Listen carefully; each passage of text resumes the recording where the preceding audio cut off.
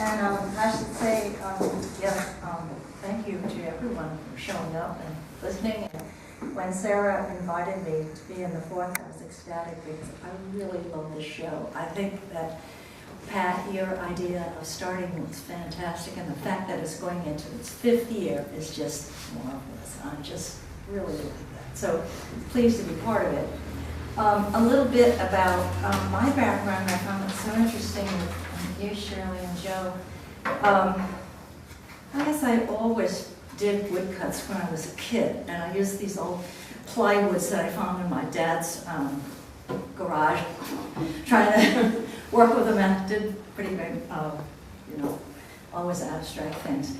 And then I went to college at the University of Connecticut and got an English degree. My minor was art, and I did no printmaking, although, Dan, you might remember, right after college, right at the end of it, I worked for a while in the commercial print shop, which happened to be in the same place where now Laurie Sloan has the printmaking facility at the university. These things go round and round. And then I worked as an art teacher in drawing, crafts, and printmaking for a private school in Fairfield County, and decided to go back and get my master's. I got it in color lithography. I specialized in stone. And by the time that was over, I realized I was allergic to all of the process. Now, along the way, I took a lot of courses with the offset press, and my thesis was a comparison between offset and stone lithography and the differences. That was the master's. Then I really fell in love with the offset press, and you'll understand more. And I worked in commercial art for many years, and then moved over into public relations and social media, which is what I do now. But all the time, printmaking. And when I got back into printmaking for good, I got into monotypes because they sort of fit. Well, everybody can correct me if I'm wrong, but in a monotype you have a flake, or it could be anything. It could be, I tell people it could be your dining room table, really. And you just ink it up with printmaker's ink, as if it were a canvas. You print. That's monotype, and you only get one. You might get a second ghost copy of it if you run it through the press a second time. Lighter, doesn't have quite the oomph. Or you might want to draw on top of it again, but whatever you do, it's only the one time. You never can repeat that. And a monoprint has a repeatable element. So while it can also be different every time, there's always this one element that's repeatable. Whatever it is, you can see it's a monoprint here. And the way I did these, I use digital archival printing, and then I do monotypes on top of the digital, so that they're in effect a monoprint. The repeatable element, I took this one out because it's the easy thing to see, are all these lines here. And the reason I like to use these two different processes is because they're very different, and this goes back to that thing that I was talking about with my thesis, which was you get a little flat, very on the surface look with the digital, and the monotype on top is more three-dimensional. It's got a little more luminosity, and the difference between the two is a little bit of three-dimension. It's a print, so it's subtle. It's not like a painting, but it does that. And so since when I do the digital work, and Joe, you were talking about this, I thought this was so interesting. It's meditative. When I do any of this work, because it talks about, I talk about atmosphere and and what's happening to these landforms. The monotype and the monoprint, how do I want to say this? You have to work fast when you do them, otherwise the ink dries. So you get an excitement, and you can put how you personally feel about the landscape into the print. And that's why I like that kind of style. But when you get to when you do the digital portion of it, that's more meditative. You have to think beforehand, well, what is going to happen to the rest of it? And you know you're not going to do that on the same day. You have the two different studios, the digital and the more traditional. And then you think, well, you don't really want it to be, it's not a digital painting. You don't want it to be a all digital print. It's not a copy of anything. You're drawing it in the computer. So what are you drawing? And you realize that when you do the monoprint on type, it's the monotype on top. It's in reverse. So you have to think about a map that you make of your work. You have to think about what kind of excitement you want it to have. And then you have to think about, well, where am I going to put what after I do these lines? These lines, by themselves are just a bunch of lines. They're cool, but they're not a finished piece of art.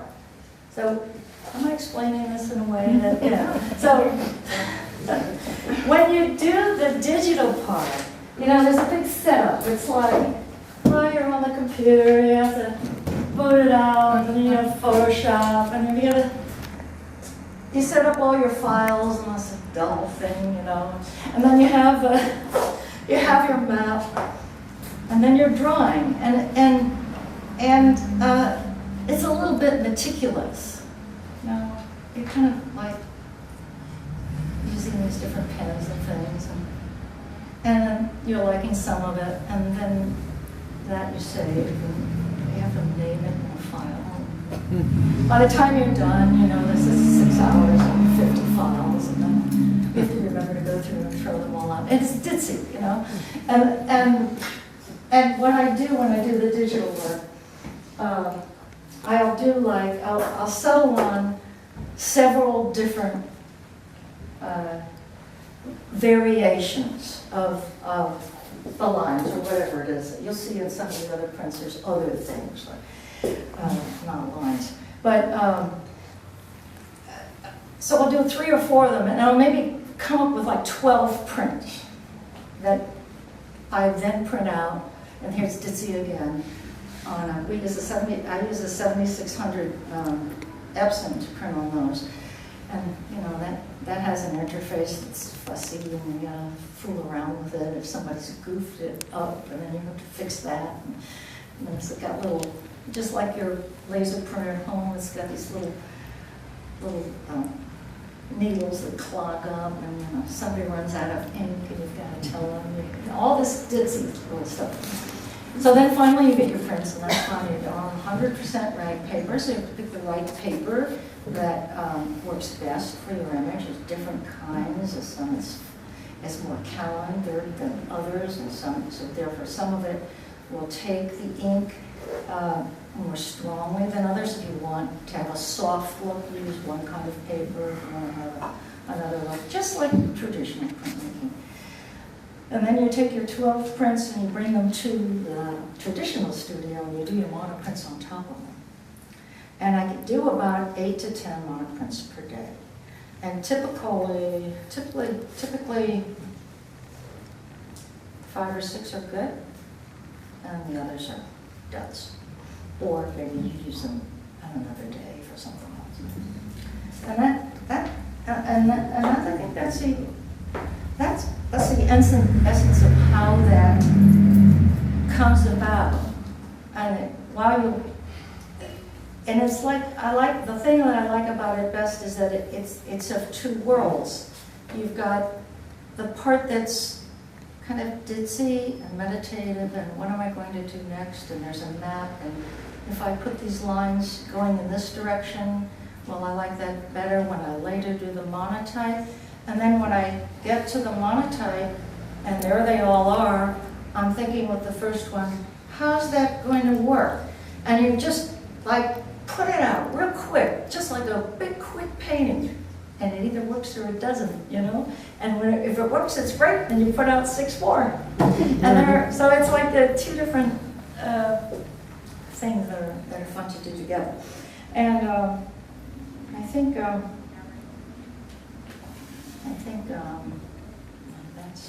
that's all I want to say about it. If anybody have any questions, please let me know. I have a question. Go for it, John. You know, I really think about visual art and text, you know, and the way those kind of go together. And you've had quite a focus in both areas. I'm just wondering if there's something that kind of connects those two for you, you know, text, words, you know, creating an atmosphere. Oh, say. absolutely. And when you were writing, or you were focused on that, were you writing poetry, or was it more prose, or well, I'm just wondering in terms of the writing, if there's a correlation. How about if I ask this? Is there a correlation between the two for you? Well, I'm not sure that you understand. Wait a minute. Let me fumble around a little. First of all, my very most favorite painter in the whole world is John Montessori. Like word and image. Really, really like his stuff. Okay.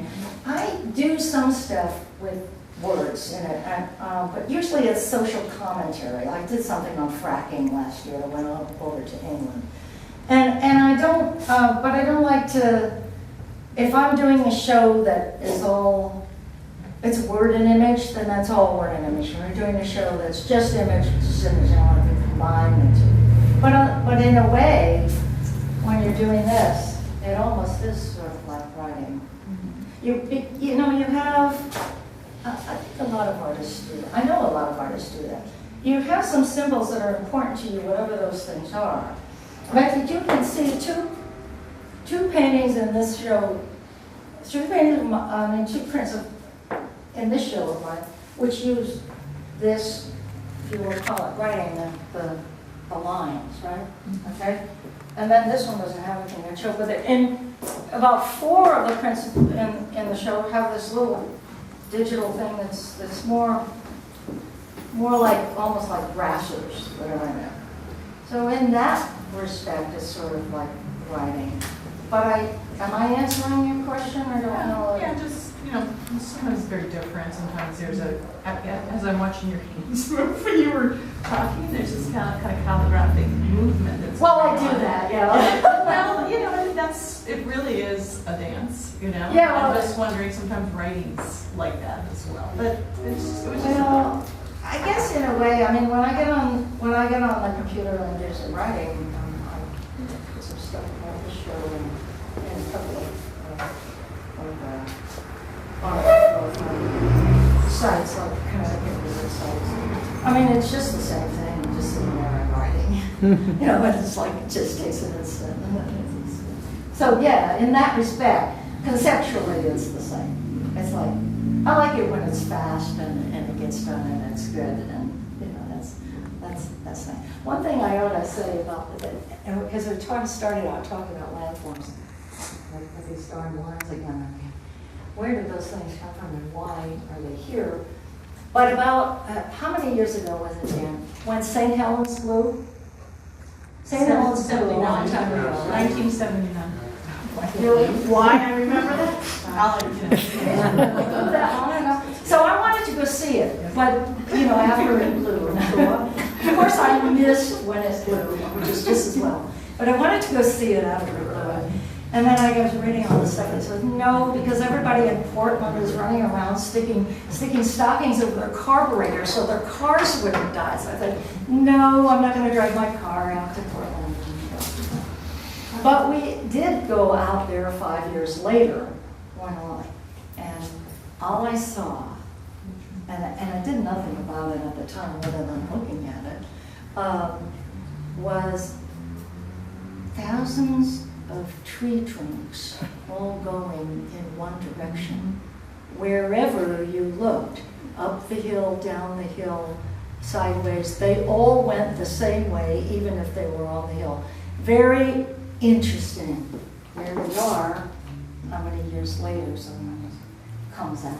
There was also a series you did of, I guess they were paintings that you called letters that you would they weren't letters, but you called them letters, and they always had the scribble. There was a head, there was a body, and they were there was a lot of white space.